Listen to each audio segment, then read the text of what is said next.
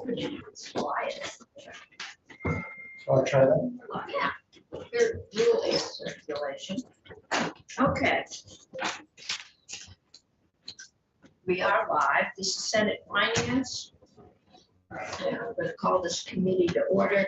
Today, we are going to have our first meeting with the Vermont utilities, at least as many of them as we could round out.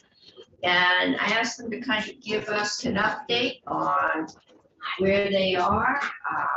Specifically, we're doing a lot of talk about switching to all electric energy, what any kind of capacity studies, issues, anything we should know about. I think some of us had some pretty interesting Christmas Eve weekends, and as we become more dependent on electric utilities, what is in the works for greater reliability.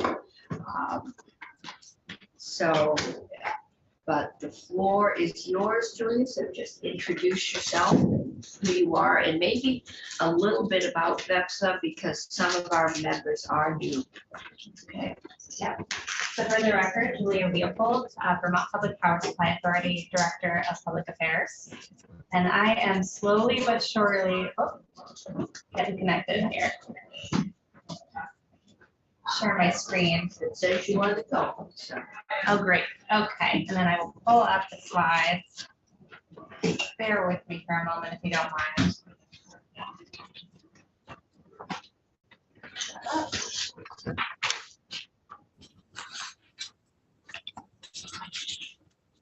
And I'm Okay, we've got you. share the screen. Oh, it says one participant. How's that? See, talk a little bit to see if you have an echo. Yep, check 1, 2, 3. You're good. All right. Oh, there it is. Okay, yeah. All right. But you got a bunch of other stuff up there. You got here. There it goes. There we go. All right. Again, Julia Leopold, Vermont Public Power Supply Authority, VEPSA for short. And thank you all for having us here today. We appreciate the opportunity. Thank you all for being patient. I know, well, we didn't know the budget adjustment was going to be finished or presented on the floor today, and it just blew all the schedules. We totally get it. It happens. We just appreciate the opportunity to be here. So I thought today I would go through a little bit about VEPSA, who we are, who we serve, then do a recap of some of the items from previous sessions that we are very appreciative of, as well as some recommendations for the session that we're currently in. And I know that there were some requests for diving a little bit deeper into some topics, so I have some slides on those, but of course, welcome. If we don't get there today, we'll have you back. Yeah, I should ask, is there a time limit now? I know initially we had said 30 minutes. Some of us have a hard stop by 4:45 because we have a public hearing. So I need to get to the next building. So I don't know how many of you are there. I'd say if you can get through this in like 15 minutes. Great. I can do that. So this is really here for your reference. Basically, when we look at electric utilities, not just in the state of Vermont, but across the country, there are 3 different business models. The one that VEPSA represents is the public power model. So we are generally made up of municipal electric utilities. We're not for profit. We have elected boards that are governing our electric utilities. Here in Vermont, a little bit different in terms of how we're regulated, because we are regulated by the statewide entity, which is the Public Utility Commission. And this is our list again for you to refer to at any point if you need. We have 17 different electric utilities across the state of Vermont. 14 of them fall under that public power model. Of the 14, 11 are members of Vermont Public Power Supply Authority. So it actually should be said, VEPSA itself is not an electric utility. because we don't sell electricity to the retail customer, we sell it to the utilities who then sell to their customers.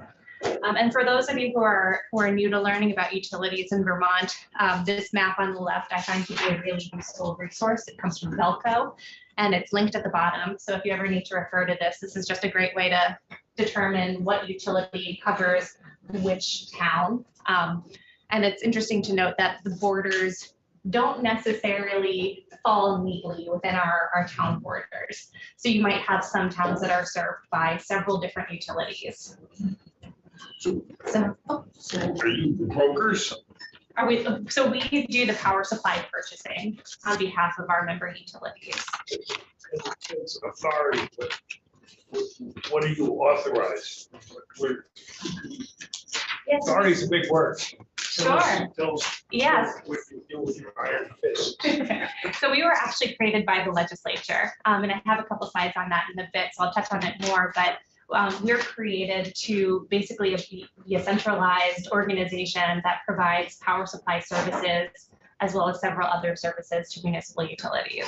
Which are frequently very small, have very few, if any, staff on full-time service.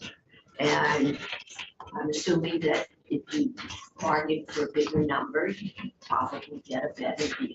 Exactly, yeah. Economies of scale is really the reason why we were created by the Vermont General Assembly back in the late 1970s. For my time, but maybe not 70. So you saw that laundry list, 14 public power utilities in the state of Vermont. You would think that we serve an enormous number of people, but in reality, only 1 in 7 Vermonters is served by municipal electric utilities. And that gets into the reason why we were created, which again, back in 1979, these smaller utilities around the state recognized they didn't have a whole lot of folks working on their municipal staff.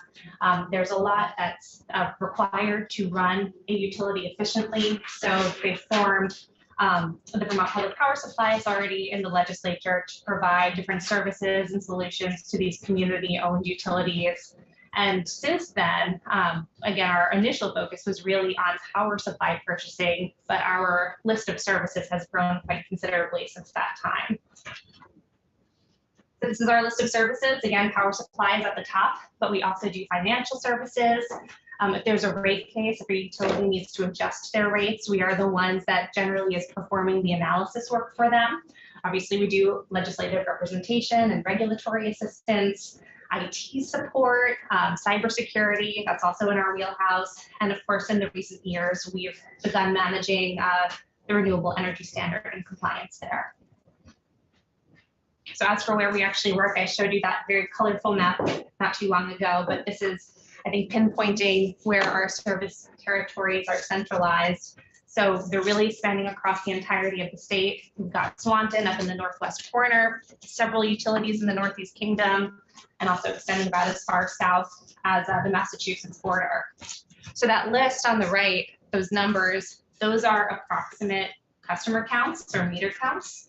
The largest one on there is Lyndonville Electric Department, 5,700 customers. It's not a whole lot. So individually, yes, they are very small, but when we bring them together under the VEPSA umbrella, we're talking about roughly 30,000 customers total.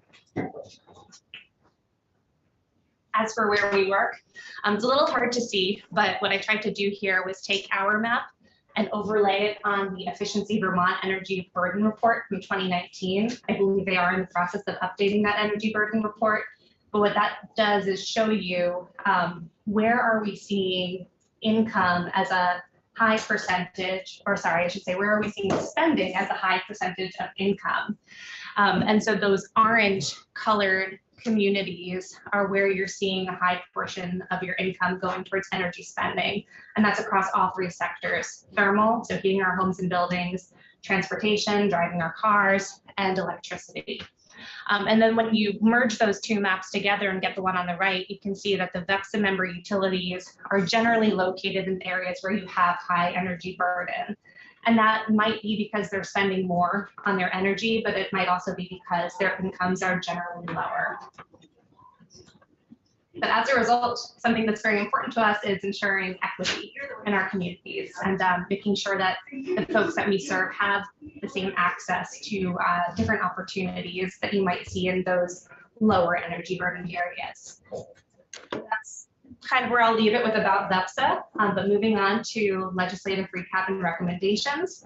So we've had a few really great successes in working with the legislature in the past few years that I wanted to highlight here. The first was back in 2019, S95, Act 81. That was a bill that was introduced by Chair Cummings, and it was voted out by this committee, which we're very appreciative of. And it gave municipal utilities flexibility in their capital spending. So that's something that allows utilities to make those capital purchases. You didn't have to have a vote of the membership to buy a pickup truck. I remember that. Exactly, yeah.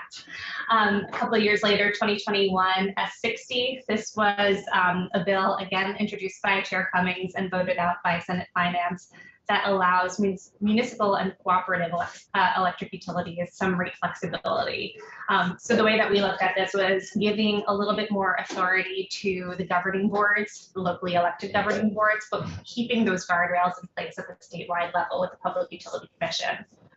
And then finally, last year in 2022, we were thrilled that the budget bill passed with $8 million included for advanced metering infrastructure, or AMI. That was designated to the Department of Advanced Metering Infrastructure.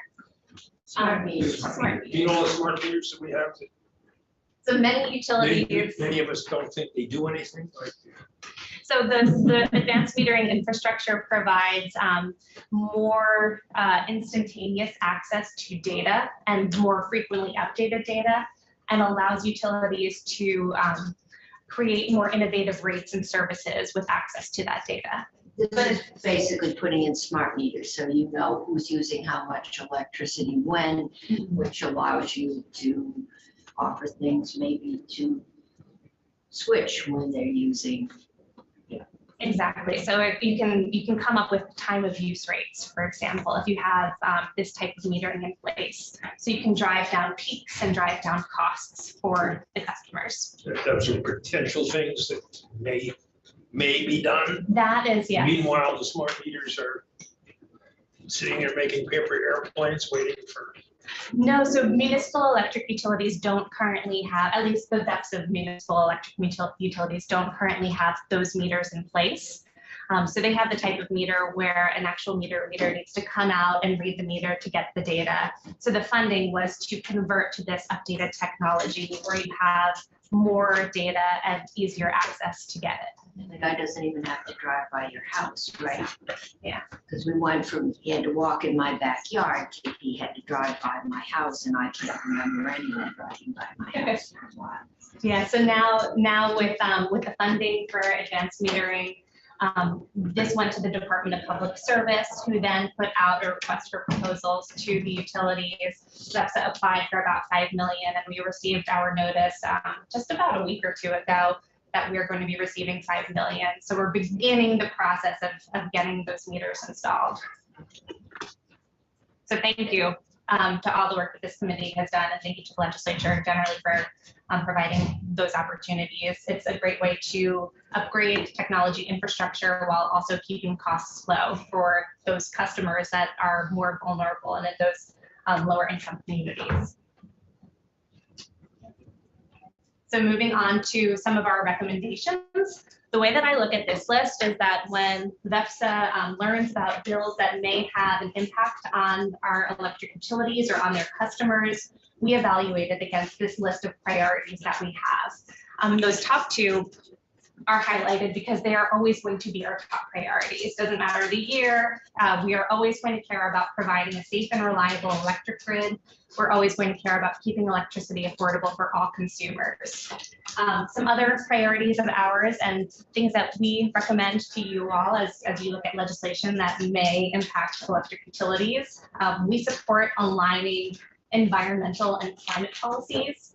We view small, low impact and environmentally sustainable hydroelectric electric generators as a way to provide renewables in a cost-effective manner.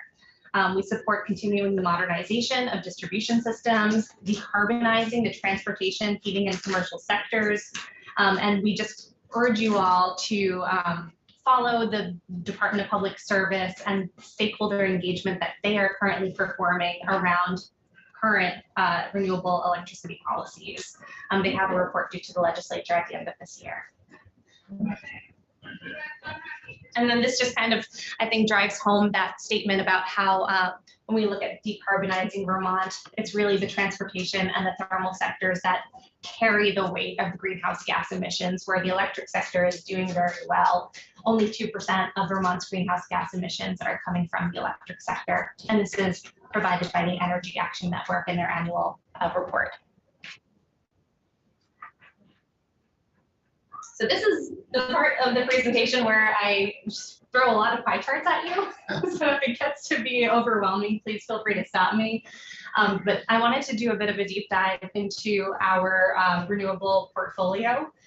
So this is a look at our 2021 power supply portfolio in aggregate. The reason it's from 2021 and not 2023 is because that's how we comply with the Renewable Energy Standard. It's written into our rule that we only advertise or really only display what has received approval from the Public Utility Commission. And so the most recently approved is the 2021 portfolio. They approved that, I think, late in 2022. So this is our portfolio before we buy and sell renewable energy credits or RECs. I like to highlight the fact that even before we're doing any kind of REC transactions, we're already 50% renewable and 80% carbon free. There's that blue slice of the pie, hydro, 23.77%. Want to highlight that about 12% of that is coming from locally owned in-state small hydro. So very little from our larger hydro facilities that are outside of the New England region. We wanted to show this today because it really highlights the fact that we care about diverse renewable electric generation. I think generally speaking, there can be a push for maybe one type of generation over another, but we have found that diversity is important for our utilities and their power supply. Oh, it's 30% nuclear. Yes, Where are you sourcing that out of New Hampshire or just? it's from Seabrook. That's what I figured. Okay. The system makes 20% or so. Is that your exposure to price volatility because of fossil fuels? Does that wedge represent the key source of influence on rate in terms of rate pressure? It's not, and I'm really glad you asked that question because I actually clarified that with my power supply manager earlier today because I was not sure. And what I was told is that our policy at VEPSA is to basically have our power supply meet our load with a margin of plus or minus 5%. So that system mix of 20% that you're seeing, only about 5% of that is exposed to market volatility. The other remaining percentage is contracts that we've bought into. So it's not I guess, leaving us vulnerable to any major swings in pricing. Okay. And then what's worth noting again, that pie chart on the right is our aggregate, but we actually break that out 11 different ways. And this speaks to the fact that the way we manage our power supply portfolios is at the direction of the local governing boards of the utilities. So I put 4 up on the screen because each community has their own specific set of values that they base their power supply on. So we put it into that one big pie chart because if we were, looking at it as if they were all combined, that's how it would appear in our compliance. But I just want to highlight that, on the left, you have Swanton Village, you have Barton Village Electric. Those are utilities that own their own hydro facilities. I was going to say Swanton is. And this is all pre-REC transactions. So I just want to clarify that here as well. But on the right, you have Orleans and you have the Village of Johnson. Something to note about Orleans Electric, they are a very small utility, only about 600, 700 meters. and about half of their peak load comes from the Even Allen manufacturing plant. So they are gearing their power supply with this large commercial and industrial customer in mind. And as a result, they're making more short-term purchases and contracts, and they're leaning heavily into nuclear for that base I was gonna supply. say, they got a direct line into Seabrook. Yeah, so it's a very different That's- power supply yeah. portfolio depending on your location. And of course, BEPSA is the one that can kind of pull it all together and aggregate it. But we are managing 11 different power supply I portfolios. can't remember seeing nuclear just laid out like that since, well, we haven't even talked about nuclear since we closed Vermont Yankee. But, But it's a valuable component of the power Close supply. themselves, Madam Chair. yeah, yes, they did. We didn't close them, they No, closed We themselves. encouraged them. But, so that they're buying off they have a contract with Seabrook, but it's coming in off the grid, or it has to, it's not, yeah, okay. I'll be honest, I am not the power supply expert, but if you want to follow up on that, I'd be happy. No, I'm just remembering in my own mind how the system works. So again, this is the pre-REC transactions, and then obviously as we comply with our renewable energy standard, we do focus on the RECs as a result. So this is the after buying and selling RECs, and you can see a large portion of this is hydro. There is some non-renewable, and that's a combination of nuclear and system mix, and there is of course solar. So in our after REC transactions, we are 65% renewable, 95% carbon free. And I did want to break out the hydro a little bit more for you. 12% comes from the VEPSA member owned hydros. So those are small, they're generally run of river, and they are low environmental impact. Just under 40% is coming from New England hydro, again, still on the smaller side, largely coming from Maine, less than 20 megawatts. And then 12% comes from larger hydro, and that's in Canada and in New York. And again, this is the aggregate portfolio. We do include Swanton Village in its own kind of separate breakout where they are 100% renewable already. And this just wants to give you a sense of some of the renewables and where they're located throughout our utility territory. So this is a map of all the utility-owned local hydro, most of it again being in the northern portion of the state. I broke out the megawatts of each hydro system, and something that I thought was really interesting was that that adds up to about 20 megawatts. If you look at our peak load, it's just under 50. So our local hydro, if it were, you know, the perfect combination where you had a lot of rain, you had a lot of water, and it was all flowing on our peak day, it could meet about half of our peak load needs just from our local small hydro systems. Now, of course, all those things are are not guaranteed, but I think it makes a nice For example. this year, we've had a lot of flow. We did have a lot of water. July, Yeah. we've also had drought, so of course, it's possible. We were fortunate that we had a lot of rain right before the peak day in this past summer, so Swanton was very happy about that. My daughter hasn't yelled at me about her electric bill, so I assume it's good. And in terms of solar, there are a couple different types of solar arrays that we have. We have standard offer, and just as a reminder, those are arrays where the utilities are receiving the output. If they're not already 100% renewable, every utility in the state that's not 100% renewable is a recipient of the standard offer projects. And we have several that are located within our utility territories. On the right-hand side, we call it utility offtake, and that's a solar project that's been built in our territories where the host utility is off-taking the entirety of the renewable output from the array. We have several in the bottom that are in development. One in Ludlow that is expected to go in development in coordination with the talc mine there. So we're working with our large commercial and industrial customers. Enosburg, that would be on municipally owned property. They're looking at it as a potential for resiliency. and Orleans. We actually are working towards receiving some funding to split that solar output with battery storage, and then have the battery storage offtake from both Orleans and from another utility, which is on this slide here. So this is where we start talking about batteries. We're currently moving along some studies about putting in utility scale battery storage across the state.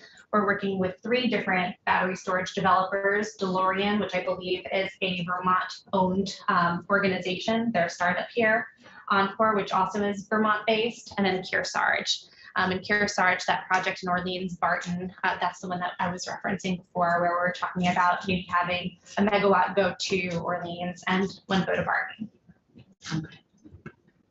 That's a bit about our renewables.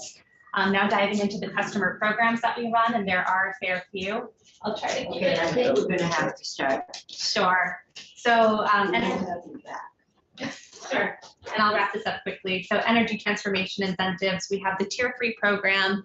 We've spent $725,000 on this program since 2019, have provided 1,500 incentives to Vermonters across electric vehicles, heat pumps, and also in the maple sugaring industry, across manufacturers to help reduce their fossil fuel use.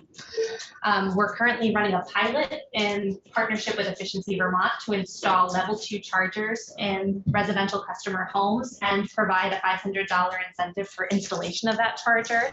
And this is to help reduce peak, so to get them charging on hours where electric peak, again, is, our electric usage is at its lowest. And then finally, the last 2 slides here on bill financing, weatherization repayment assistance program launched in December of last year in partnership with VHFA and Efficiency Vermont. One of our member utilities, Ludlow Electric, signed on to be part of the first cohort.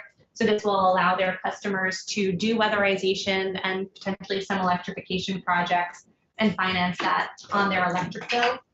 And VEPSA was very fortunate that Senator Sanders included a $1 million earmark in the 2022 appropriations bill for us to do something very similar, but with commercial and industrial customers. So essentially do some So you on-bill don't financing. have any idea at this point what impact that's going to have on a residential?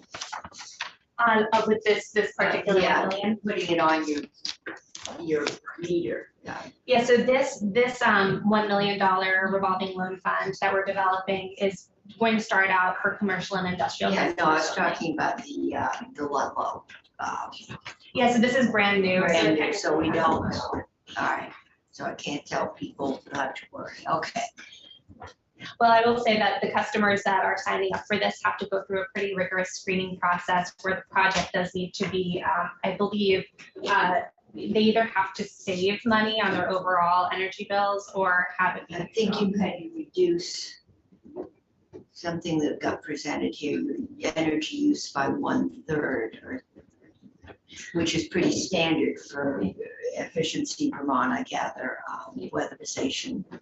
I would defer to Efficiency Vermont and VHFA on those three. Well, I'm sitting here saying we're going to get Rex 101, Standard Offer 101.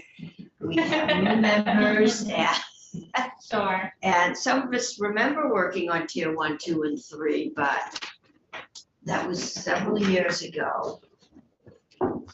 And it's a foreign language, so we don't deal with it a lot until the regulation of the utilities change, that we're involved, so. Okay, questions? Thank you. Thank you so much. You have a question?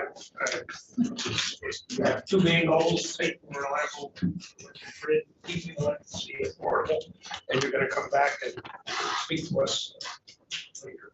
And will you tell us what the impediments are to those 2 goals I'd be that happy- need to be resolved for you to keep your goals?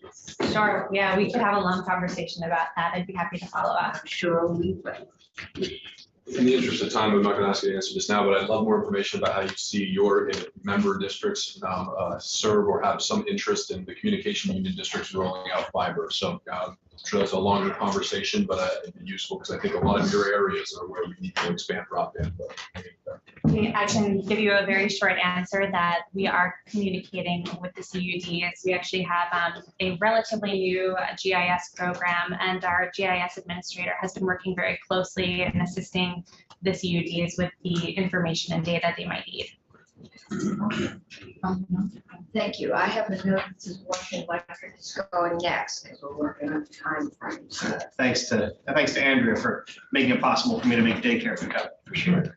We understand that. We're working on it. I appreciate that as well. I don't want any children captured. And I think Jill's gonna run the slideshow for us. Okay. Awesome, given my lack of technological ability, it'll go a lot smoother that way. I'm Louis Porter, General Manager of Washington Electric Co-op. This is my first time in this committee, in this job, so. In this job. I've been here a few times over the years. Good to see all of you. And Steve Nolan. My name is Steve Nolan. I'm the president of the board of Washington Electric. I've been on the board since 2015. I'm president of the board, August 2021. Okay, so in the midst of COVID, so I think this may be your first live appearance. with this. Well, I've been a wallflower in this room before. Okay. It's the first time I've testified. So just a brief introduction to of myself, and Steve will do his, and of Washington Electric. Except for the 11 years or so that I lived outside of Vermont, I've been a Washington Electric member my whole life. Grew up on about a 3/4 mile long power line that only served my family's house and ran across Beaver Pond. So I had a childhood direct lesson in the expenses and difficulty of serving rural electric customers and the benefits of being a rural electric member, because that is an expensive line to maintain for one family. When I first got this job, some of the folks on the line crew were telling me they used to keep a boat just for servicing that line, because they have to go out, get onto the pole, climb it, fix the line, climb back down and get in the boat and go back to their truck. A few years ago, they moved that line to be along the road, but just brief history of my experience at Washington Electric. I'll ask Steve to introduce a little bit of his background and how he came to be on board. Well, first of all, I want to thank you for having not only Louis, but myself representing a board co-op. You know that I don't represent the electric utility itself. I represent the ratepayers, the members, and that's my task. So the members of the co-op are both the owners of the company, and they act through their elected board, who are also members and owners of the company. And I'd say one of the embedded principles of co-op governance, at least in my opinion, what I've come to learn being on the job, is to treat all members as equitably as possible. That's embedded in co-op principles. Obviously, clearly having a low or high electricity usage, changes the balance, because that's all reflected in rate structures. But for most part, we try to treat members as equitably as possible. And a couple of examples of that. In the early part of this decade, WEC increased its portfolio of renewable energy through board request. And so by 2014, it's now recognized as being 100% renewable by the Department of Public Service, along with two other Vermont utilities. One Julie just mentioned.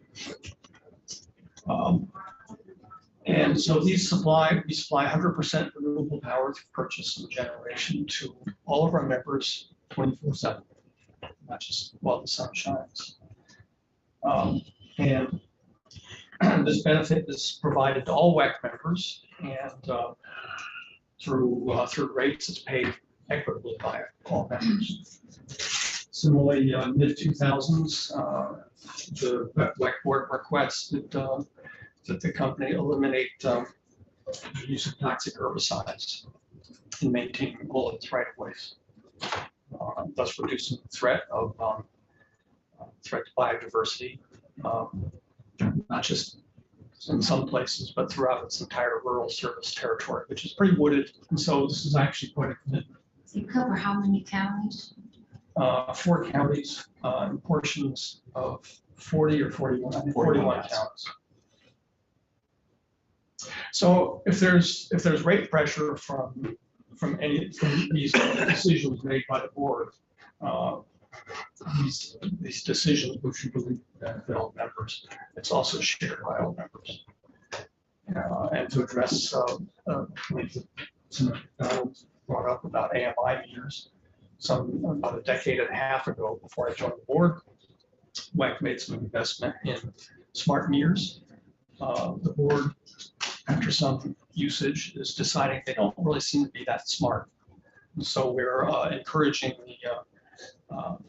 the WEC, the utility, to now, with improving technology and with a mission to see if there's a good reason to have time of use rates. Not only they're obviously in the far future, but in the very near future, we're encouraging the co-op to pursue that. So when we talk about serving towns and counties, of the 41 towns you serve, you don't serve everybody in those towns. That's correct. But again, does Green Mountain Power kind of cherry pick different parts of, has Green Mountain Power invested along the major routes and you serve what's left? Yeah, if Jill would go, Jill, if you go to the first slide, you can see there's our territory, and you're exactly right, Senator. We like to say that if you're in our towns and you're on a dirt road, you're probably near a Washington Electric line. If you're on a paved road, you're probably near a Green Mountain Power line. Green Mountain Power, or its predecessor, developed the more densely populated areas, town centers, cities, and Washington Electric members at that time, 1939, decided that they were going to found their own utility, a cooperative utility, to do all the rural areas. And so what you have is exactly what you see there, a rural territory in those towns interspersed with GMP territory. GMP also does an important service for us, which is they provide electricity to 7 of our 8 substations. So we're also a GMP customer as well. And I'd go to the next slide if I could, and just say that. We have one question. Oh, sorry. Yeah, have I had my history wrong? I thought that in the 30s, the government told the power companies, if you want the profits from the easy to get to places, the deal is you have to get out to the hard places as well. No, what they did, and Governor Aiken actually was a leader of this, what they did was provide very low cost government borrowing for cooperatives like ours. We still borrow from USDA at the lowest possible rates you can borrow from anybody. And that was the way the government assisted cooperative utilities and I think some municipals as well in getting a development of those areas. It wasn't a requirement placed on the investor-owned utilities. It was an assistance to create utilities like ours. Similar pattern that we're seeing in broadband. The valleys, a for-profit, can make money. But you get up into those hills and those mountains and across the beaver ponds, and there isn't enough density to offset the cost of stringing and maintaining those lines. I know about maintaining your lines. It's a challenge, and yeah, it's just the same dynamic. Yeah, it is a challenge. We have fewer than 9 members per mile of line. We have enough lines to go from here to Georgia, and we have 14 people on our line crew. So it's a major challenge. We'll talk briefly about the being aware of your time here, but we'll talk a little bit about the Christmas storm, and you'll see some of those challenges. But another major challenge for us is price. Our rates are higher because we are so rural, because we're highly residential and don't have commercial and industrial load. Our rates are higher due to that. We can go on to the next. But it is very similar to the broadband challenge. So this is our sources of power. This is also 21. We're just finishing up tallying our 22 sources of power yet, so next time I'm here, I'll have the updated version. But you can see that the Coventry landfill gas project that we own produces right around 70% of the power that Washington Electric members use. We also have a hydroelectric dam up here at Wrightsville. The dam is operated by the state, but we operate the power station. Very variable, highly variable depending on the year and the condition of the plant and water, exactly. We are also going through a relicensing process that's going to reduce our output there somewhat. We get some power from Rygate wood chip station mandated to take that power. We get a big block of very cheap power from the New York Power Authority hydroelectric dams in New York. And that's a huge benefit to us.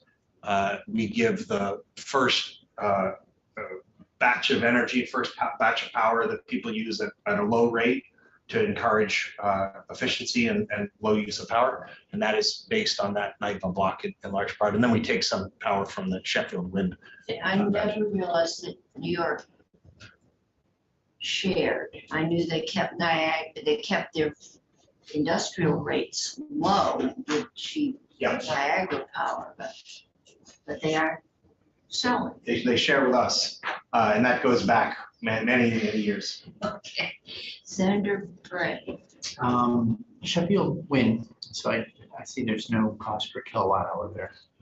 Because it varies, or? It's because we have a confidentiality agreement with them not to reveal the price of that power. We were lucky enough to get from Senator Sanders money to invest in that project, to put towards that project. In exchange, we get a beneficial rate, but it also came with a confidentiality agreement. What I can tell you is it's well priced for our members. It saves them money. And then we get, as you can see, in 21, we got just under 3% of our power from the market from when we don't have enough under our contracts or our own production. And that we green up or make renewable with the purchase of RECs. And so we are 100% renewable, and that allows us to not purchase standard offer power. So there are standard offer projects in our territory. We transmit or wheel that power through our territory, but we don't purchase it.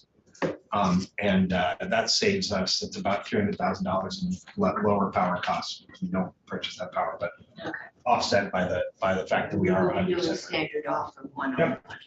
I will say, before I turn it over to Steve to talk a little bit about the next slides, I will say a major challenge for us, and we'd love to come back and talk to you more about it, is net metering. We have very high penetration of net metering in our territory.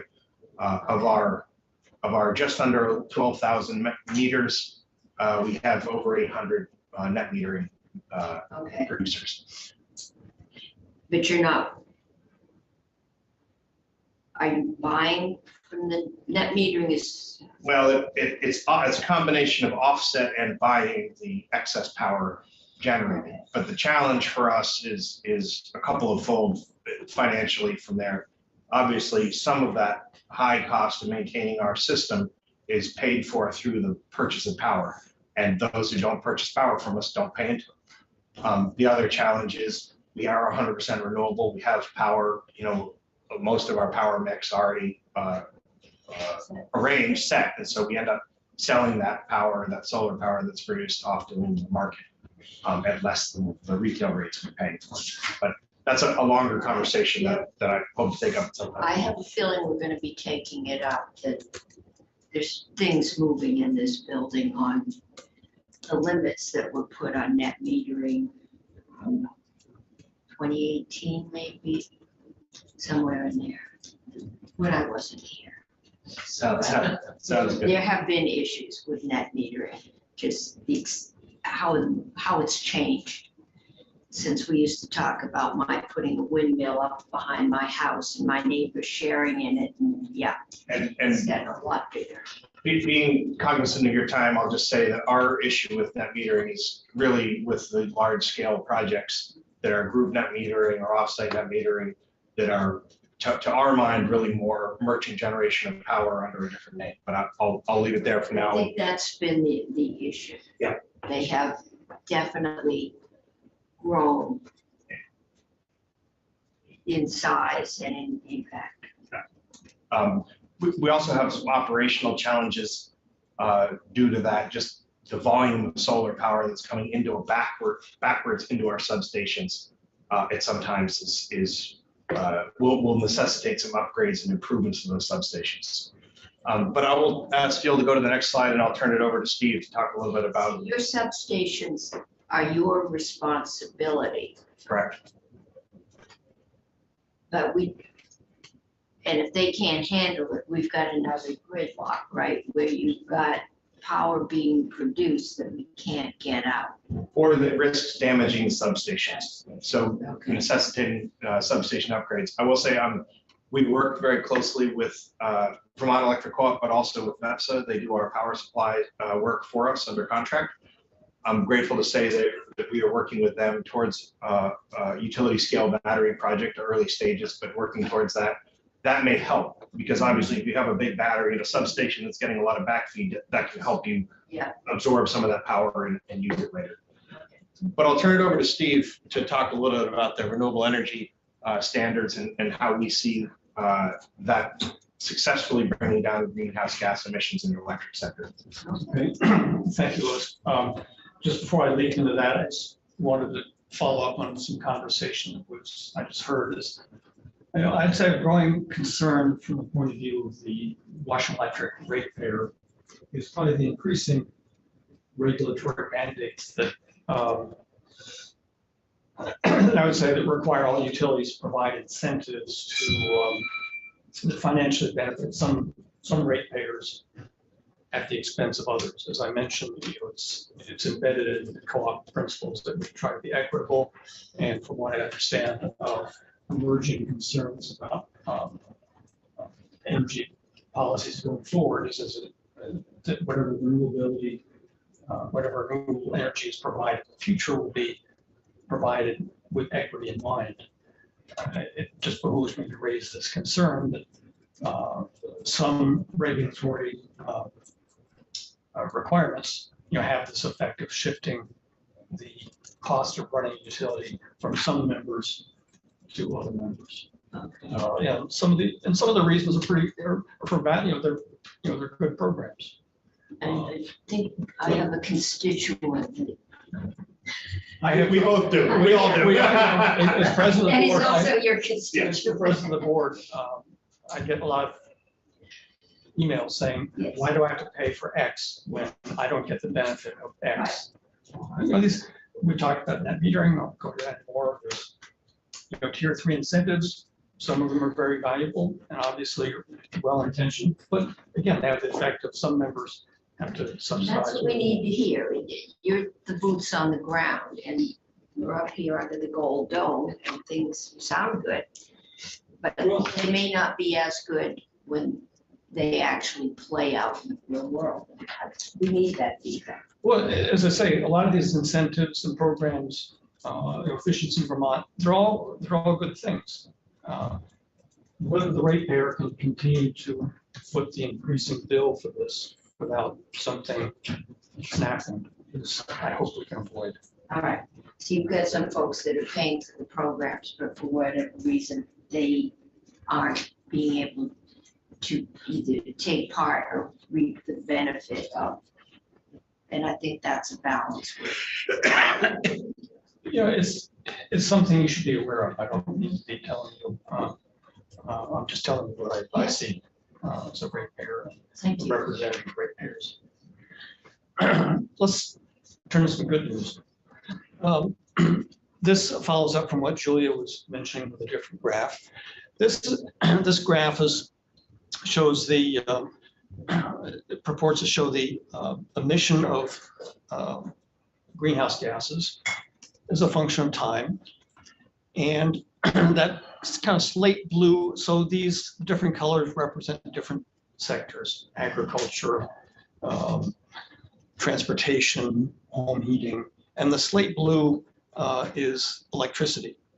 And so you can see that where we come to 2018 or 2019, when the data was last compiled, you can see as we go forward, the relatively small fraction of greenhouse gas is produced in Vermont by its industries and its activities. This, I feel, is this is a credit to all Vermont utilities, and of course the legislation made this happen, considering specifically renewable energy standard. The existing renewable energy standards were working quite well. Utilities can live with it. We know that we're going to be, I should speak for Lewis since he's doing the work, but we know that members and the utilities are going to be increasing their renewability over the coming decades. But we're on the right track, and I think what we have to report is a success story of the renewable energy standard as it's now working. If we can go to the next slide, I think it pretty much says the same thing. We can go through the different bubbles. Those green bubbles represent the greenhouse gas emissions, and the 3 separate rows are some of the 3 key industries: transportation, thermal, and electricity. And basically the message that you're getting is for the amount that the amount of electricity is part of the overall energy mix, its proportionate greenhouse gas emission is relatively low. So again, I'm trying to emphasize the point that we're still working at it, but we've done quite a good job. And I'm proud of all the Vermont utilities for.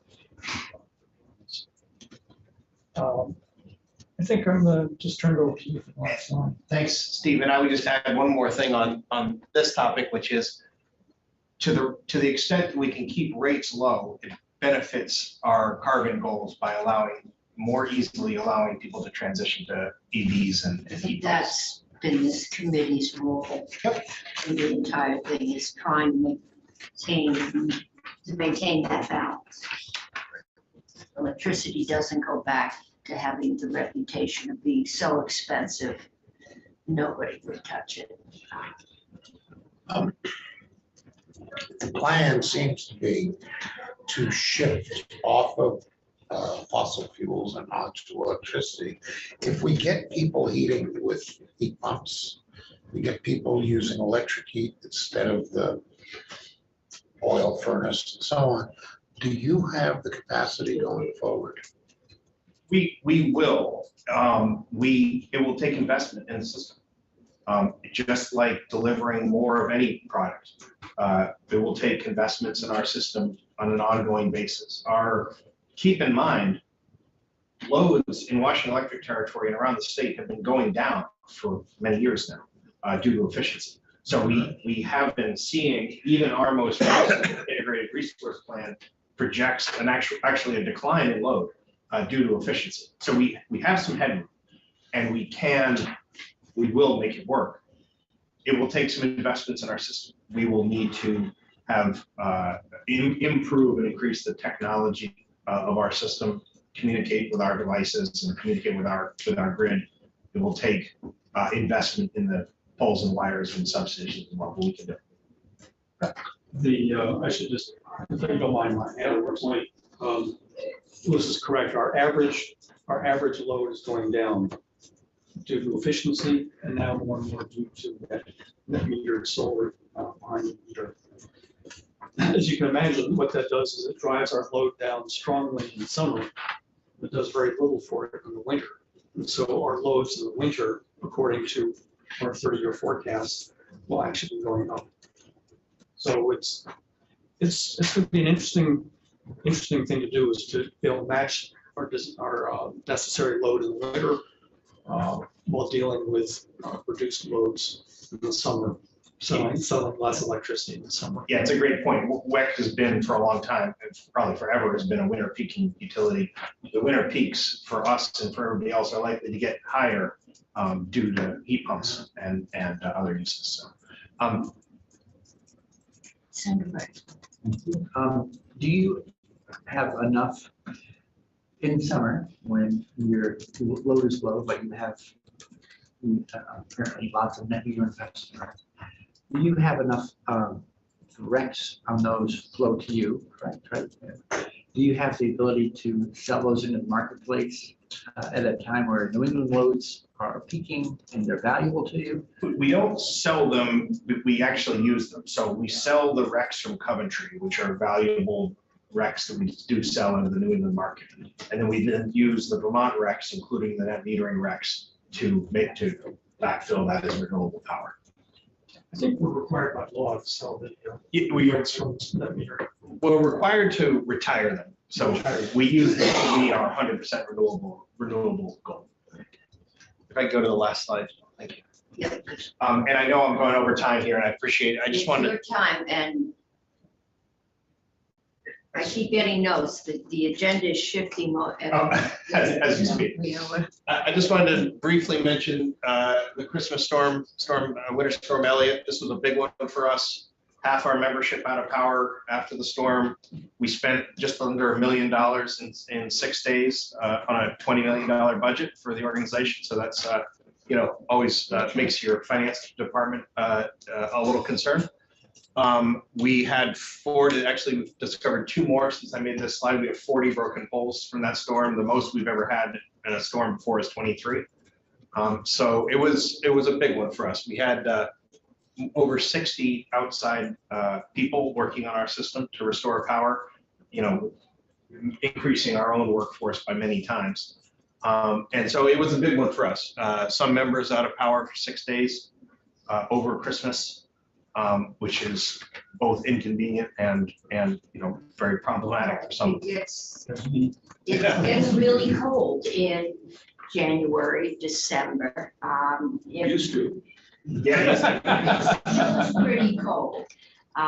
Steve actually had a neighbor accuse him of not getting power back to their neighborhood until the end because he was on the board and because we didn't want to show him favoritism. So, You got it from both ends. Some members said, I bet you got your power back right away, and then another neighbor said, you're the reason why we're not getting the power back. So it's the most fun volunteer job I've ever had. So in any case, we're happy to talk more about that, but I just wanted to mention. Okay. All right. Thank you. Thank you. And Thank you. I'm going to go pick up Eddie next. So thank you. Okay. Yeah. See you soon. I have an agenda and I have a note. And the agenda says, I think that Washington Electric Co-op is next, but the note says Green Mountain Power. Yeah, I swapped with Louis, so Okay. you guys can go and then I'll go. Okay, so I've got You will. Green Mountain Power. That's who to be. All right. We're listening to 10 minutes. No Robert Dostis. No, Robert That would be great, actually. Thank you. I keep getting pictures on Facebook. And Chuck travels the country in an RV right now. I know.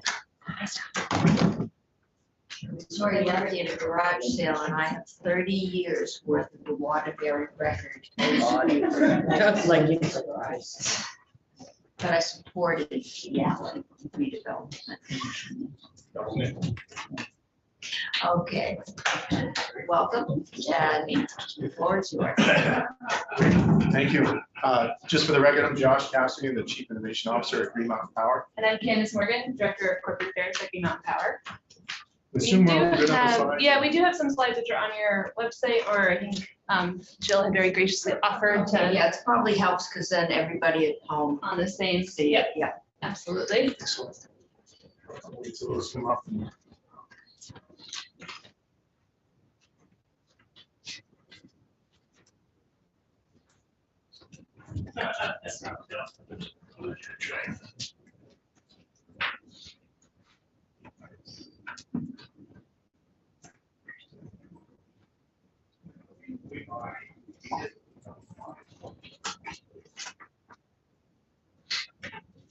There you go. Thank you.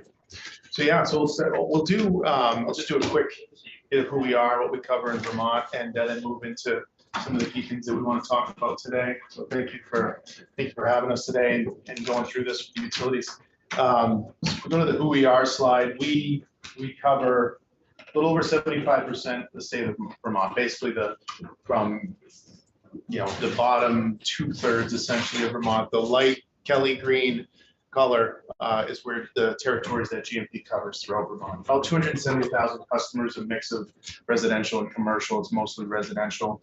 From a power supply portfolio standpoint, we're currently under the res today, 100% carbon free and about 78% renewable, with a goal to get to 100% renewable by 2030.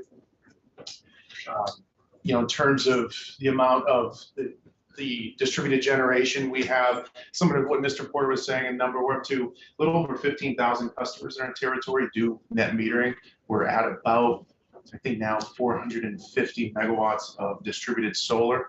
And to put that in perspective, on a light peak day for Vermont, we could be around 450 to 500 megawatts. So there's some days in the spring where we could be 80, 90% meeting the need just from distributed solar across the state, just to kind of put perspective where we are there today. And then we have a number of other resources, including hydro plants that we own and other resources throughout the region.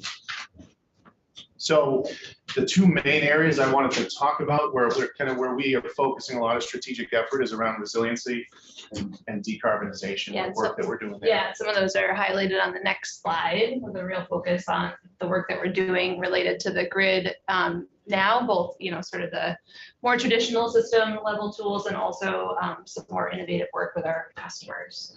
Yeah, so on the resiliency front, if you think of it in a couple buckets, we've looked at it, there's the traditional transmission and distribution system work that we do, we maintain poles and wires. There has been new technology over the last few years that we're able to tap into just around that stuff. So the very bottom right picture that's called cable and conduit. Basically, it's a new way to bury distribution lines, get them underground, much more cost competitively with doing it overhead. It used to, a few years back, it was pretty expensive to do underground, much more expensive than doing the same line overhead. With cable and conduit, the way that the equipment can lay it into the ground, it's actually pretty close to comparable. So what we're doing now is on some of the more rural feeds, more difficult to serve, using this cable and conduit bearing lines where it makes sense. We're doing a lot more protected wire, so wire that has, top right picture, basically wire that has a covering on it, protects it from tree contact and that sort of thing. And then moving over to more of the newer tech stuff, we're doing a lot in the battery storage space. We're looking at how do we help customers get more resilient through the use of storage, both in the home and in the business. And we'll talk on the next couple slides a little bit more about storage. Yep. I'll just jump in the questions at any point. So we're looking at storage from two different perspectives. We're doing battery storage both at like a grid scale in the distribution system, and a smaller scale in the home, the residence, and in the business. We're up now to just on the smaller, like kind of the Powerwall size systems in homes. In total, we're about 30 plus megawatts. With the Powerwalls, we're probably close to 25 or so megawatts. These are just individual 5 kilowatt batteries. So you can imagine it's a pretty sizable chunk of batteries aggregated across homes and businesses.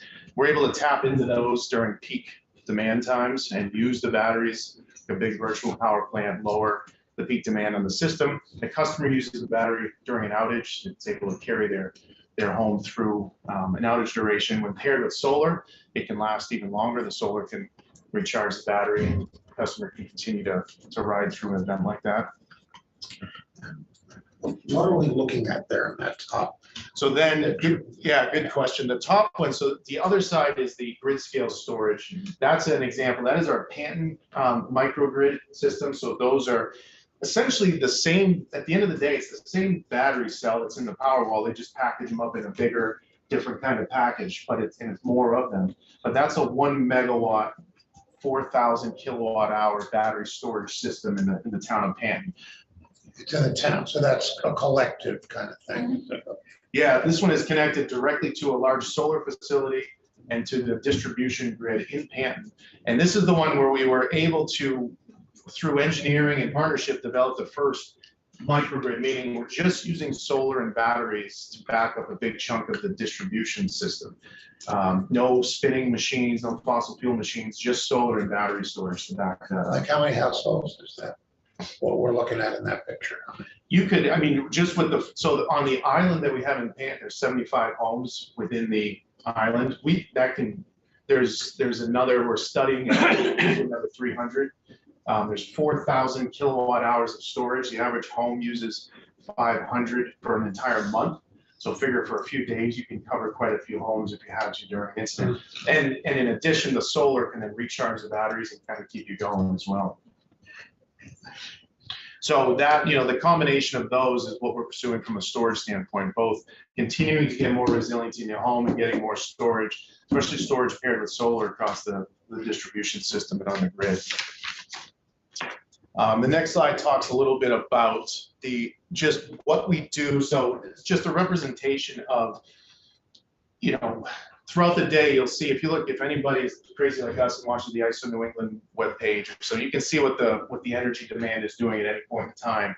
And when you see it peaking, like literally seeing a spike in the peak, that's where you want to try to lower that, because a lot of costs that Vermonters pay are based on those peaks throughout the year. So if we can lower those peaks, especially in the winter time when they tend to be more of the fossil fuel driven times of day and night, we can save all of our customers money. We can reduce the amount of carbon resources that are on the system at that time. And this just showing you, you have the peak, we dispatch or we discharge the batteries during those key windows, and we lower the total amount of energy that we need at a given point in time.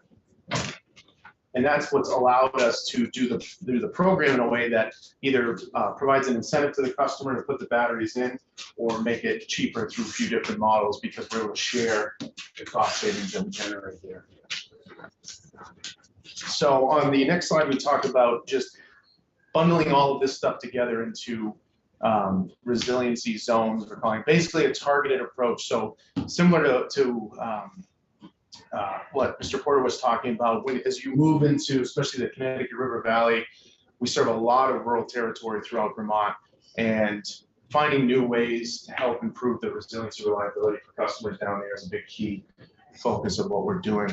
So packaging up the battery storage, the system hardening, and looking at it, taking other data we use. The CDC produces it's called the Social Vulnerability Index, the SVI, that helps to, it uses sort of census tract data and looks at the vulnerability of populations across the state. And there's a matrix that we use there, in addition to the reliability data and broadband and communications availability data. We merge those all together, and we targeted towns and communities to start working on resiliency zones where we bundle all this stuff together. First few are in, Rochester was an area, Brattleboro in a mobile home park facility, town of Grafton as you get out of the downtown area, and those, in addition to Pant and the work that we did there. A little bit on the next slide, just quickly on storm prep and planning. One of the things that I don't think we don't talk a lot about it, but as we're going through it, the question comes up a lot around how do you prepare, how do you plan for storms? A lot of work on the resiliency side of things, but inevitably we're getting worse and worse storms constantly. Just like the previous utility spoke about, this Christmas storm, combined for us was one of the worst storms in our history, and they're not getting any lighter. And so there's a lot that goes into planning and preparing for the storms, because at the end of the day, we want the right number of crews in the right locations, ready to go when the weather hits. This just lays out a lot of the technology, the forecasting, and the tools that we have in place now, including predictive analytics on where we think the outages could appear, how many. We have a few different models that we run. This is similar to all the utilities work with a lot of these different vendors, and we all then communicate on statewide storm calls as we're preparing for these things. That sets us up to then execute during the storm and get customers restored as quickly as we can. And obviously that's part, what you want to do is avoid having the outage in the first place through all the other stuff I talked about, but inevitably we have these storms that are continuing to hit, and we need to respond and get customers back as soon as possible.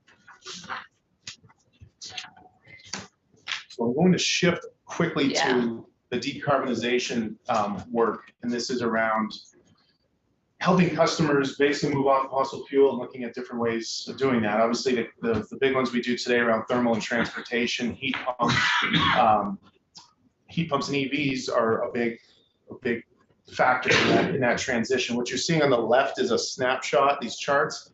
snapshot from our IRP, because the question comes up, will you have what you need to meet the new demand? Will the grid handle the new demand? And that's what we study in the integrated resource plan. Every 3 years, we do an IRP that looks out 10 to 20 years, and we look at exactly these scenarios. We look at what is the Global Warming Solutions Act required to meet the need? What are all of the forecasts that get us to the goals we need to meet? And then turn that into what does that look like on the grid? And how do we make sure we have the resource we need to handle it, grid can handle it? And through this modeling, we're able to show that, yeah, we can continue to meet the need there, the grid can handle it. In fact, the best thing we can do is get more of this deployed more quickly, because through strategic electrification, it lowers costs for all of our customers. It soaks up renewables on the grid. It soaks up solar. It provides more room for more distributed generation, and obviously reduces carbon significantly. Through the RES and Tier 3, we've reduced 300,000 metric tons of CO2, helping customers to do that just in the last few years. That's in addition to what all the other utilities in Vermont have been doing. Sterling, can I ask you to open the door? The room is getting full and stuffy. As long as it's quiet out there, seems to get a little oxygen.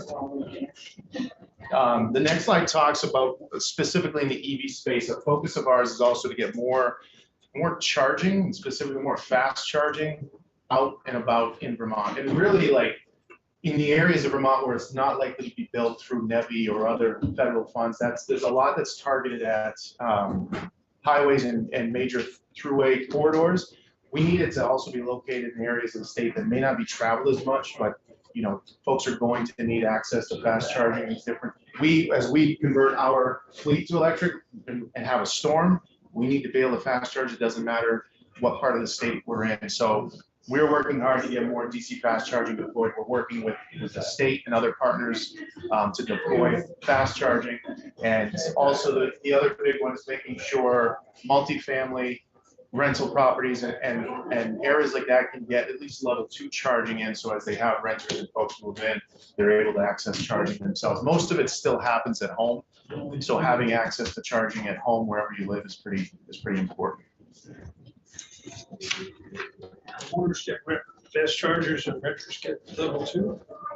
I'm sorry, Senator? Here, the homeowners got fast chargers and renters get level 2.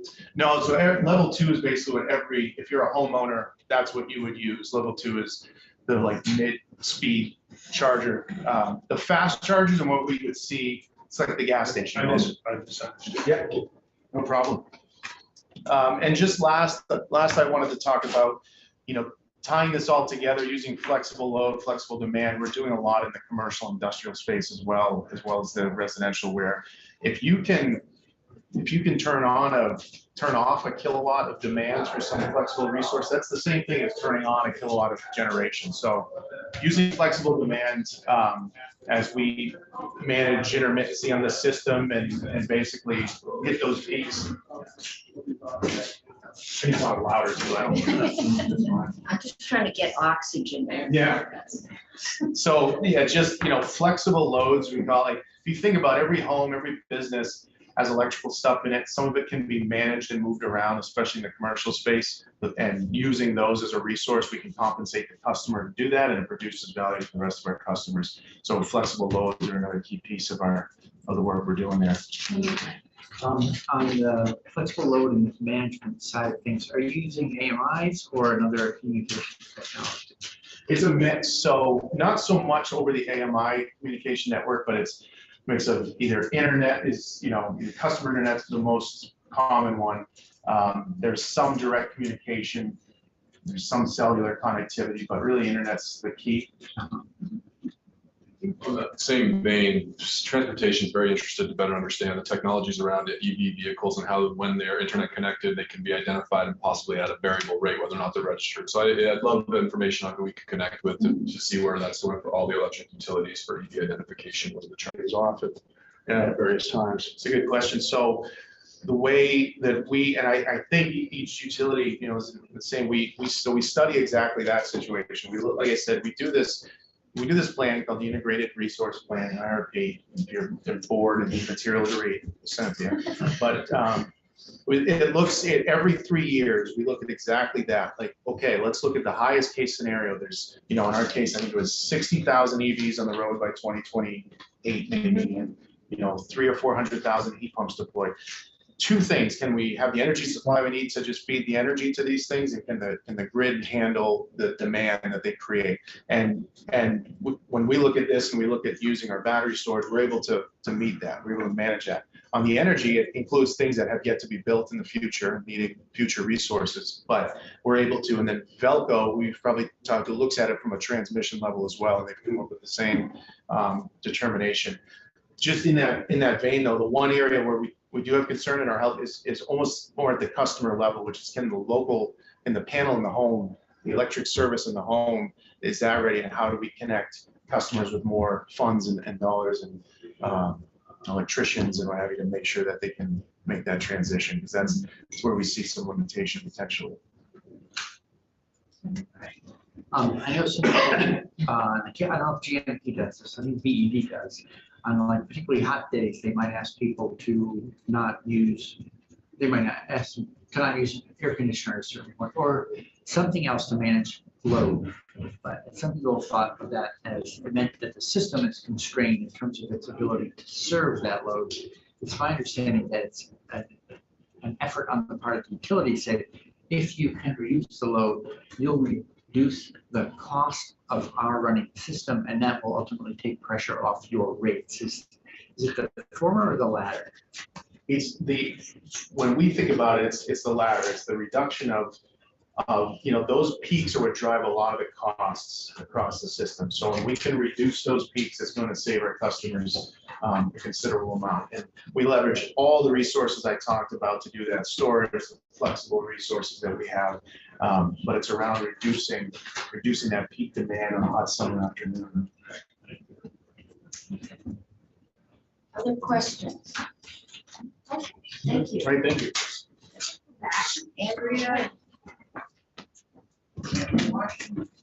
Vermont Electric. The other co-op. The other co-op.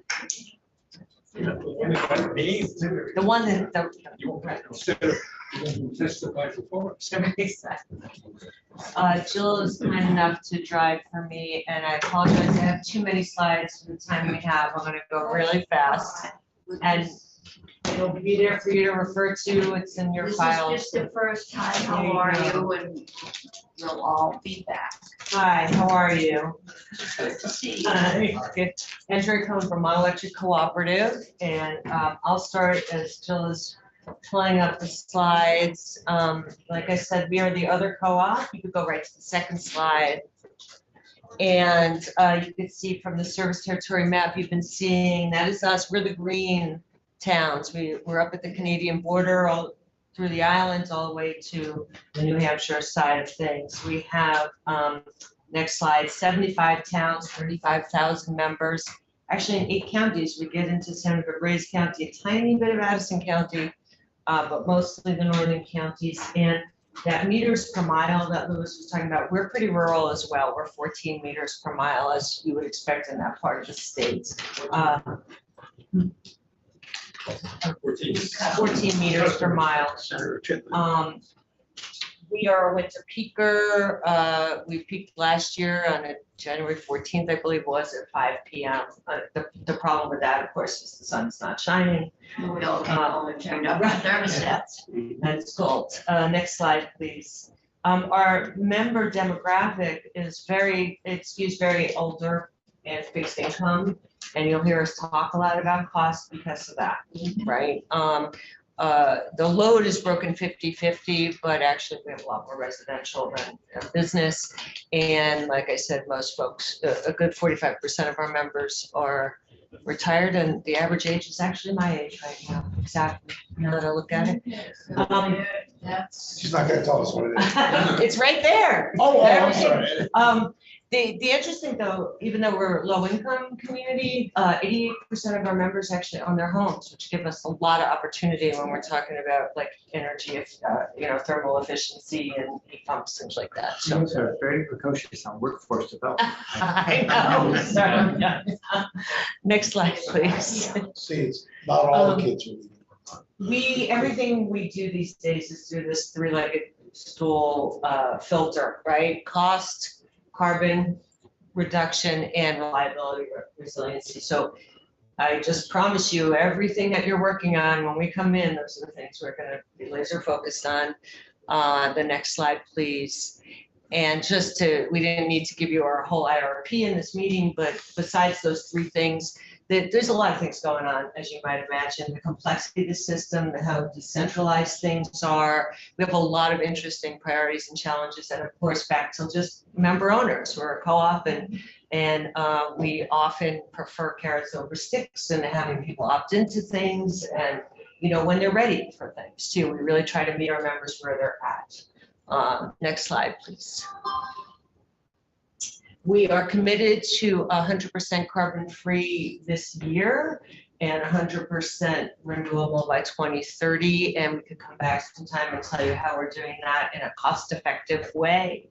You can see on the right side, I'll talk more about, but we actually for years have been working with partners to put solar and renewable energy in our communities. That's the Heinsberg project pictured there. We have a few other community solar projects, and we have just recently 2 other PPAs in Jericho at preferred sites. One's a gravel pit, one's an old landfill. It's really important how these things are priced, how they're sized, and where they're located. I'll just kind of put out all renewables are not created equal. They have different value to us and different costs. Next slide, please. Before you go, I don't understand the statistics there. Is it not 2023 or is it 2030? It's 2023 for carbon free, and it's 2030 for renewables. The difference there. Non-renewable to carbon free. The difference is nuclear. So you want to be off nuclear? Well, that's how we'll have to go to be 100% renewable. And you think you can do that? It's the plan. Next slide, please. You saw this slide maybe twice already. That's our service territory in black. A lot of the high energy burden towns are in our service territory. Those dark orange ones, again, we see some opportunity as we transition to electricity for heating and transportation to help folks that have high energy burden actually reduce the energy burden. We see some opportunity there. You seem to do transportation. I assume a lot of folks may need to drive for work. Yes. Yes, of course. And the technology, we survey our members every year, and there's a significant difference in our members who said they will be driving electric in 5 years. Like major, just in 2 years' time of our survey, it was 61% never saw themselves driving electric, and now it's cut in half. So we're seeing people as the industry is responding, better batteries or trucks. Exactly. 2 guys on our power supply team are driving the electric F-150s now, and they are so happy. Well, we'll bring them down for you sometime to see. There's kind of the governor's parked out. Oh, right, the governor has them. Got the first one, didn't they? Right. Next slide. I mentioned this is in the energy equity bucket because the cost that we pay for renewables, this is from the DPS report recently. You could see that the cost goes down as the competitive opportunity and ability to negotiate and buy things on a competitive market. Those lower cost renewables are the ones that are standard offer or are PPAs compared to some other ways of procuring renewables. So this is a slide that we will, refer to you at other times, I expect. In our system, just in 2021, we paid about $2.5 million over market value for renewables. So essentially, the purpose of this is that money could have gone to things, right? Whether it's more investment in carbon reduction or other things. So let's make sure we're doing this in a very cost-effective way because there's not a lot of there. We gotta use the money well. So next slide, please. We do our own community solar, like I referenced. We've been doing this for about 7 years now. I'd love to come back and talk to you about this in detail. We don't have time today, but this is a way we are procuring this renewable energy on behalf of all of our co-op members And then on top of that, members have the opportunity to sponsor panels if they would like. And it's like a CSA for vegetables. They pay up front, they get a set monthly bill credit every month, and there's no cost shift to other members. And these are competitively bid projects, so really we've got good deals on these. So this is how we see, this is how we want to get to our renewable goals.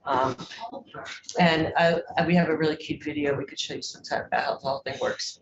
Next slide. We've heard that folks feel like net metering is not robust, and I could just share what our data is it is still robust in our service territory, both in terms of number of applications and capacity being applied for. These are applications not installed, just to be crystal clear, so.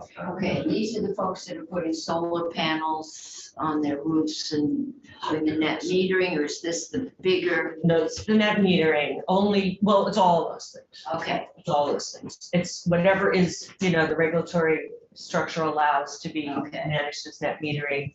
That's what's there. And so I just want to make sure, we're all kind of sharing on a statewide basis. I don't know how that compares. This is just VDC. Next slide.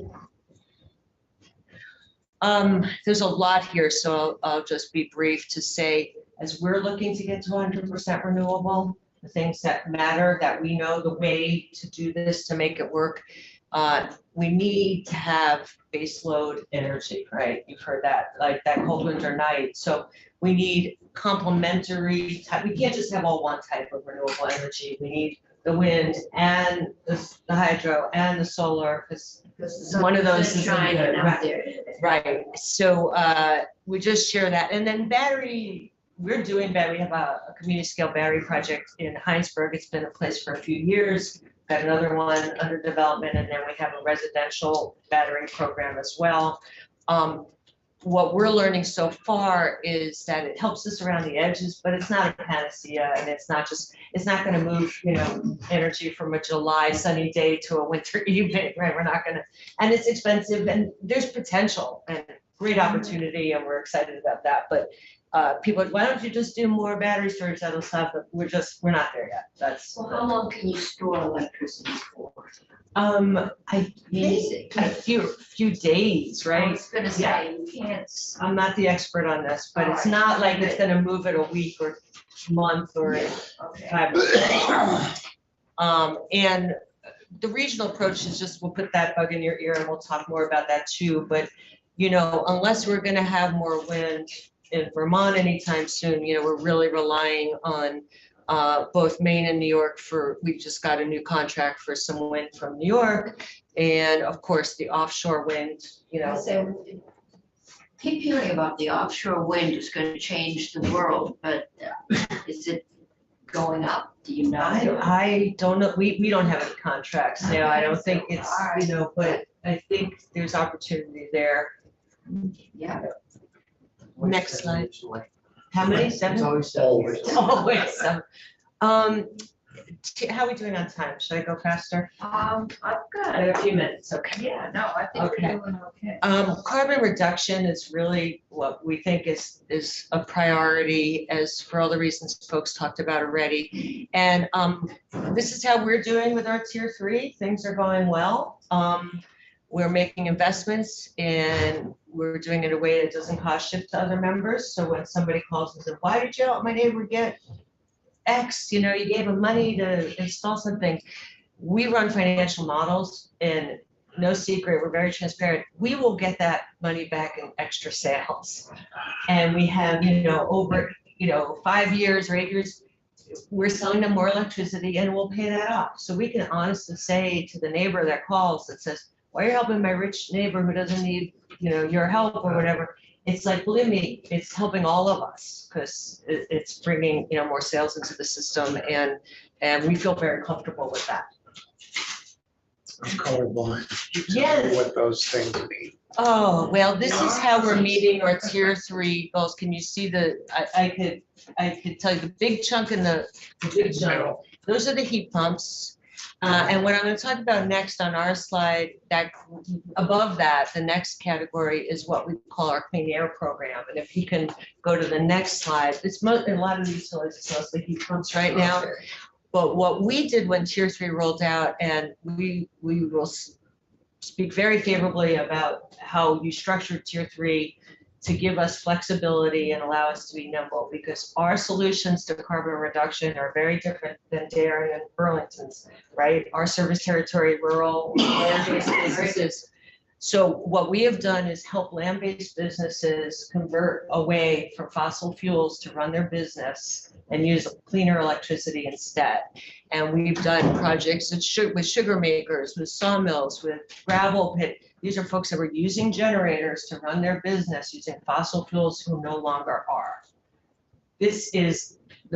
We're so proud of this program and all the carbon reduction that is happening and how the regulatory environment allowed us to do this in a way that was like win all around. So we're happy to come back and talk more about Tier 3.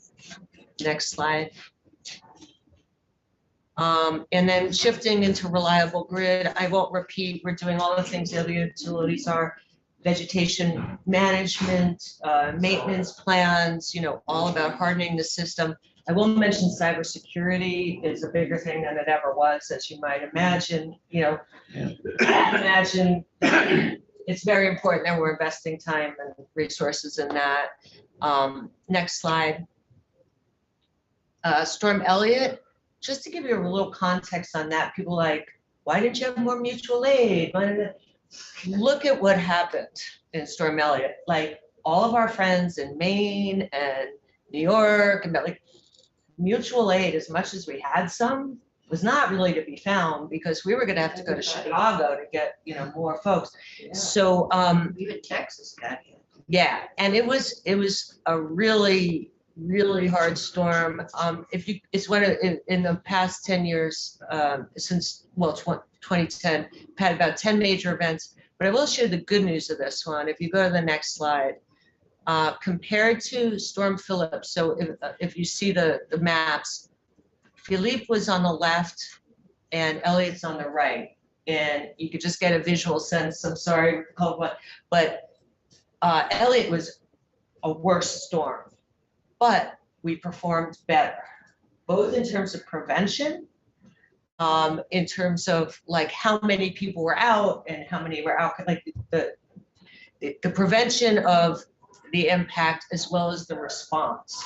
So we got everybody back on sooner. We had fewer people out concurrently. The total customer hours out was like half. The number of separate outage incidents were much fewer. And even the broken poles, like our pole replacement plan, they paid off. Like when we're going out and replacing poles proactively that are like weak poles. And so as much as that was quite an event, we're really proud when we look at the performance that, if it's you that's out, you could care less about this, but we know from the system perspective. And I think I have one more last slide because I heard you were interested in workforce. And just to, maybe I got that wrong, somebody said they're interested in workforce, but Well, how will this be working on work? Okay. Down the hall in the morning. so not too much of a problem for us in terms of filling vacancies or turnover thing. I think frankly, it's because we have like good salaries, especially for where our jobs are, and we're a good employer. Not in a high jobs section of the state, especially for good paying jobs. People who do like working for us and they stick around and all that. We do see some challenges up ahead in terms of just in the trade, the affiliated trades, like somebody wants to get a heat pump installed, somebody wants to get their house weatherized. I think there's opportunity there for more general workforce development and general skills development. And I think that's my last slide. But Jill will let me know if that's my last slide. Yes. There you all are. Thank you. Okay, any questions? Same question as I had for the first presenter, and I should have asked the GMP. I'd just love to know how you're working with the CUDs and broadband rollout. So I mean, maybe not today, but in the future, I just love to know that we're all working together. We've got the right incentives. And actually, you didn't ask Washington Electric, but Washington Electric has been We've been fairly Very proactive. Yes. We can discuss after. We did some work for them so that the CUDs can hang on their poles, or even they'll put up poles, so. Yep, we have a good relationship with the local ones, but we're happy to share some work. And getting the loans through Washington Electric is very helpful. That was last year. Okay, Burlington Electric. Ah. And we got 2 chairs up there, grab the chair. Grabbing one. I got one comfortable chair finally, but Good afternoon. Darren Springer, General Manager with Burlington Electric Department. And my colleague. Amber Widmer, regulatory specialist. I started also just before the pandemic, so this is my first time in person. we could have started just before the ice storm. And I think we have some slides as well. And Amber's going to do the first. You and that cleanup. Okay, there you go. So to tell you a little story about us, we're the largest municipal utility in Vermont, third largest in Vermont. We've been in operation for, next slide, providing public power since 1905. Just over 20,000, about 21,000 customers, and up to 6,000 of those change over every year because of the University of Vermont being in our territory. So our customer care team stays very busy. We are a summer peaking utility, and McNeil Generating Station is the largest power producer in the state. We've been a renewable utility since 2014. And we were lucky enough to go without a rate increase for about 12 years until the pandemic hit. We've had 2 in the past 2 years. Next slide. We are also the only distribution utility that is also an energy efficiency utility. Due to the work that Burlington Electric has done for efficiency, we've been able to keep our rates, our loads level to the 1989 level, which is a big saver on rates as well. Next slide. And as of 2019, we've been working towards our net zero by 2030 goal. And what that means is because Burlington Electric is already 100% renewable in its electric sector, we're going beyond that to try to work throughout the city to incentivize businesses and residents to go 100% net zero in the thermal and the transportation sector as well. So this is just a graph showing how much work we have to do. Next slide.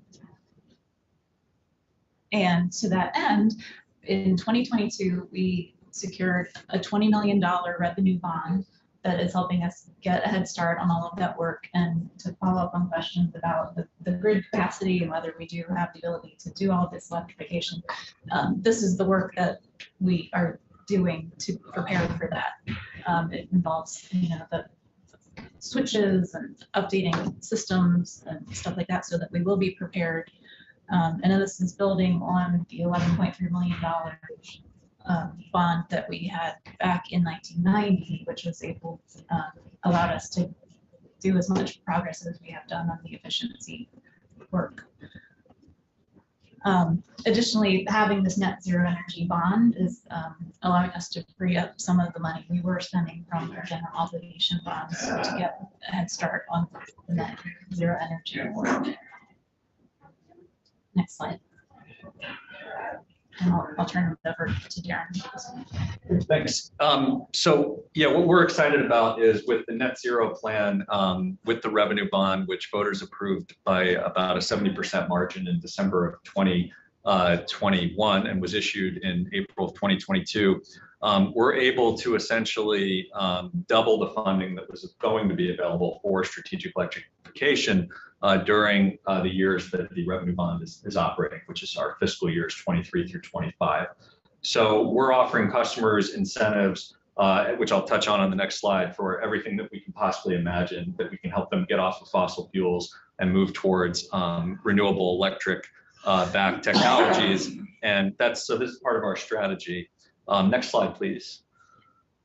Here you can see just some of the programs that we're offering, and this is through a combination of our efficiency programs and our tier 3 programs for electrification. One key point here is for many of our programs, we are offering an enhanced rebate for our low and moderate income customers. And we've been expanding these over the course of a number of years. So each year in January, we try to update our programs, increase incentives where we can, offer new programs where we can. And the most popular programs to date have been our heat pump, our EV, and our electric lawnmower rebates. Next slide, please. So we are consciously trying to go above and beyond the state goals. Tier 3 is a relatively ambitious program as it is. You can see the Tier 3 program obligation for BED in the orange line that's relatively flat across the chart. And you can see for the first couple of years in the blue line, we weren't quite meeting our Tier 3 obligation. We actually had to use some solar renewable credits to help meet our obligation there. Starting in 2020, we went way beyond it. Why the big bump in 2020? We had 2 electric transit buses with Green Mountain Transit that came into service with incentives from BED that year, and a big geothermal heating system that went in at the Hula complex in the south end of Burlington. So we've maintained above that level each of the successive years, 2021 and 2022, even without those large measures coming into play. Next slide, please. You can see in the midst of the pandemic, we launched something we call the Green Stimulus, which really was enhanced incentives for our heat pumps and other rebate programs. And we've been able to have a 20x increase in the number of residential heat pumps installed in Burlington since we put in those enhanced incentives back in the summer of 2020. And we're, even with that type of adoption curve, we're still not on track to be at net zero 2030, because that's just such an ambitious goal. There's only one other community in the country, I think Ann Arbor, Michigan, that has a similarly ambitious goal. So we know we need this type of exponential growth to even increase over time. Next slide, please. I did mention low and moderate income enhanced incentives. As you can see as well, those have been increasing in uptake. This is for our EV and our heat pump programs. Typically between 15 and 20% of those programs are going, those rebates are going as enhanced incentives to our low and moderate income customers. And we hope that that will also continue to increase in percentage over time. Next slide, please. So in addition to the rebates, we have a lot of programs and partnerships going on here, a lot of excitement. The photo you see here is EV Match, which is a company we met through what's called the Delta Climb Business Accelerator Program that's run here in Vermont, where we bring companies from around the country who are seed stage energy companies to work with Vermont utilities and stakeholders. So EV Match is a California company, and we're working with them to deploy charging stations at rental properties around the community. And their software allows that it can be available for residents of the property certain times of day and made public certain times of day. And so that's just one example of the innovation work going on through Delta Climb. We are working with CarShare Vermont to expand access, particularly in areas of the city that are underserved, to electric vehicles. So we're helping them put in EV charging and new plug-in hybrid and electric vehicles around the city. I did want to mention a couple other things here. We also are a participant in the RAP tariff, the on-bill financing pilot with VHFA. So our customers now who are income qualified can access on-bill financing for weatherization and heat pump installations. We did implement a low-income rate as a pilot program in fiscal year 23. That built on an energy assistance program we developed during the pandemic. So now our low-income customers who are qualified can get a 12.5% discount on their bills. We also offer end-use rates. What I call end-use rates means if you're an EV driver, for example, and you put in a Wi-Fi enabled charger and you charge during off-peak hours, you can charge for the equivalent of 70 cents a gallon of gas with 100% renewable electricity. And about 2/3 of your dollar, roughly, maybe a little more, is staying in Vermont when you do that versus, 3/4 of your dollar leaving the state when you fill up with gasoline at the gas station. And then lastly on here, I wanted to mention our district energy project, which is something we've been talking about for 40 years or so in Burlington, is actually at a really critical point. We've had a lot of intensive work over the last several years to try to bring this waste heat and additional steam from McNeil that would be renewable steam to help decarbonize and reduce fossil fuel use at large customers like the medical center and the university and the Intervale Center. And we, for the first time ever, have gotten that project into the Act 250 permitting process, submitted documents there. So district energy, which has been talked about for a long time, is now moving ahead from a permitting standpoint. In Burlington, we still have some more work to do to make it a reality. Thanks for the information. And I love living where I live, but whenever I hear about the 70 cents a gallon equivalent charging, it always makes my ears perk up. Have you looked at the numbers at all for what would be analogous on the heating side of things? We have. So just recently, with regular rates, regular residential rates, it's become cheaper to operate a heat pump in a single family home, for example, in Burlington than it is to heat with gas. Now that number is going to jump around because commodity costs for gas are going to change over time. Electric rates are relatively stable, and when they do go up, they go up by lesser amounts. We are currently in the midst of a pilot project with funding from the Department of Public Service to look at how we can implement a similar rate for heat pump customers. Obviously, we're not going to ask them to shut off a heat pump because you're using it for heating or cooling during a critical time. Can we reduce the usage a little bit, adjust the thermostat a couple degrees? I am one of the customers we're testing this out on because I volunteered. And so I have at my heat pumps a Sensibo device in each of the rooms. I can control the heat pumps now from my phone, which I didn't used to be able to do. We have a remote that typically controls them. And what it enables is between that and a device on my panel, our power supply staff can look at how much electricity my heat pumps are using and send a signal to the device, the Sensibo device, to adjust the thermostat during peak time. So we're going to run this pilot for the next 6 to 9 months and see what types of data we can get. And we'll use our smart meter data to correlate to make sure that it's lining up with the device data. And then our hope is to offer either a bill credit or a specific rate for heat pump customers in the future. Regarding the heat pumps, in your experience in Burlington, are heat pumps able to be a standalone heating source, or is there always a need for a secondary source? Yeah, it's a mix. I think we do have new construction buildings that are built really tight that are heat pump as the primary source. And in some cases, they may have a backup source. In some cases, you can really do heat pumps on their own.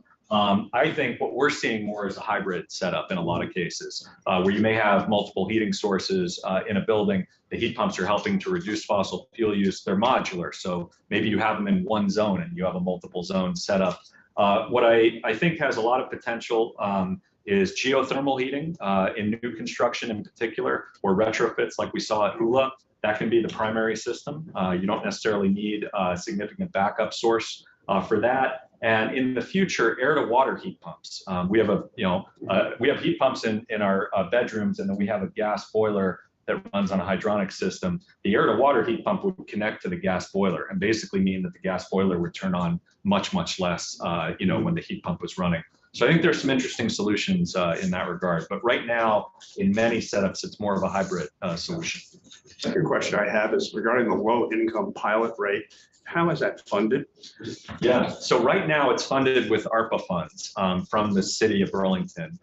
So we were able to get federal funds. We did an energy assistance program that gave us a 7.5% discount previously, and we're carrying over a portion of those funds to fund the pilot, the 12.5% discount. If we continue the pilot over time, it would be funded from general operating revenues. Okay. For customers who may be considering installing cold climate heat pumps, you folks provide technical assistance, right? You're a full-fledged EEU. Correct. How often do you ever suggest that someone remove their fossil fuel powered system when they install a cold climate heat pump? It really would depend on the application, but I think in most cases, it's going to be more of a hybrid setup. And I think in Vermont in a cold weather, still relatively cold weather climate. I know Sarah McDonald noted earlier, the weather has been a little bit warm. Having multiple sources can be resiliency in a certain situation. We are aware of customers though who have decided, even in older homes, even 100-plus-year-old homes, where they've said, no, I want to be 100% heat pump, and they've been able to do the weatherization and the heat pump work to get there. So it's possible, but it's not common at the moment. Sure. I mean, I think I asked in part because some people feel like it's all or nothing. And my sense has been, but I want to check it with you, is that often it's offloading, reducing fossil fuel use by adding heat pumps as opposed to just completely swapping over. I agree that is the primary scenario, particularly in retrofits. Again, if you're building new, you may have more options. You may decide it's more cost effective to go with a pure heat pump based system and not connect to gas, for example. But in a retrofit, I think it's going to be more of the hybrid setup. And is air to water like cutting edge? Like we don't quite have that down yet, or? It's not commercialized at a level in Vermont that I've seen it in many applications. I think it's a relatively newer and colder climate technology. There's some things to work through there, but I think the potential is that instead of having to install a heat pump in every room, for example, if you have a hydronic baseboard system, you'd be connecting to that system. Same way we have ducted heat pumps currently that connect to a furnace-based system. Air to water would connect to a boiler-based system. In essence, sort of preheat, so you may still need fossil fuel power to bring it to full temperature for the loop, but you could contribute part of the heat out of the heat pump. And I think depending on what it's rated in terms of outdoor temperature, it may do the 100% a good chunk of the time. And then there may be times where maybe it's doing kind of, as you suggest, more of a dual setup. We're very interested in it. I will just go to the next slide. I think we're almost through. I had 2 more slides. One is just to let you know that the city of Burlington, as part of the net zero efforts, implementing policy as well. We have rental weatherization standards for buildings that are being implemented now, where buildings that are using a certain amount of energy use in rental properties are going through a mandatory weatherization process. We also require a primary renewable heating system for new construction. And we have a vote coming up on town meeting day that, if it's passed, would enable the city to use a carbon pollution impact fee in new construction and large existing buildings where the building does not use renewable technologies at the time of permit. So that's coming up on town meeting day. And then the last slide is just a couple of legislative policy items. We worked with the Senate Natural Resources and Energy Committee on the Act 151 program, which is allowing us to spend a portion of our efficiency dollars in innovative ways. Just one example, we do a geothermal test well program where we help customers drill a test well for geothermal. And we've done that at the new Burlington High School site. And we believe that the high school may be able to use geothermal as a result of that program. So we're supporting extending that important program. Renewable energy standard, we didn't talk a lot about our portfolio, but we are 100% renewable. We do have a diverse array of renewable resources. We're in a position where having something that would move on the renewable energy standard that forced us to make alterations to our already 100% portfolio would cost our customers millions or even tens of millions of dollars without a commensurate benefit. So we're going to be asking for analysis around that if that moves forward as it relates to our portfolio and our situation. And then lastly, we've testified already on the Affordable Heating Act S5 and are supportive of that moving forward. And we've suggested, and I believe incorporated now, some language that will help us with our Tier 3 programs be compatible with that program as well. And I'll stop there and thank you for your time. Any questions? How do you get geothermal into an existing house? Can it be done? It can be done. There is a company that's called Dandelion Geothermal that I'm aware of that works in New York and now is working in Vermont that does exactly what you're suggesting, a retrofit geothermal system. They use shallower drilling technology, so they don't have to go as deep down, and they're able to do it. It's not necessarily going to be the same cost as putting in, a heat pump, but it is a technology that really can do, in many cases, 100% of the heating and cooling needs at relatively strong efficiencies. So I think we're seeing some interest in that, and I think in any type of new construction facility, a lot of interest in geothermal as well. More other questions? Thank you. Appreciate it. Okay. Committee, that's it for the agenda. My notes say, I think it's the PUC, but it may be the Public Service Board to come in and give us a refresher or a first thing on the whole structure of renewable energy, the tiers, 1, 2, and 3, Rex 101, standard offer 101, net metering, and the renewable and the rules that renewable energy or net metering are operating under right now. I don't know if we're going to get any bills, but we usually get one. Some years we passed 5 renewable energy bills out of here in 3 days. They got me recognized, but I didn't do it alone. So some years we get a lot, and some years we can go years without doing anything. But I think it's good for us to know when we get this to Jill. We'll see if we can get some of this in next week. Senator Gray. On the RES, the House, before the session started, there was a discussion between the House and Senate about doing a work on energy bills. Obviously, we went ahead and affordable heat, and they put into their basket the renewable energy standard, the RES. I don't think they actually, especially done a committee bill or introduced a bill on it. So at the moment, I'd say it's something like dormant, but I don't think it will stay entirely dormant. I would doubt it. The Natural Resources Energy Commission looked at it and said, what would be helpful is to do some analysis of costs, and that's a conversation I'm still having with people, and so we'll see if it turns into a bill or comes to visit. My sense is though that it would not be something that would be designed to change the world of electricity this year. But I think just in case next year things are busier, Right. it would be good to just have that foundation under everybody's belt. Data helps. Data helps. Or Costs at least help. knowing what the terms mean definitely helps.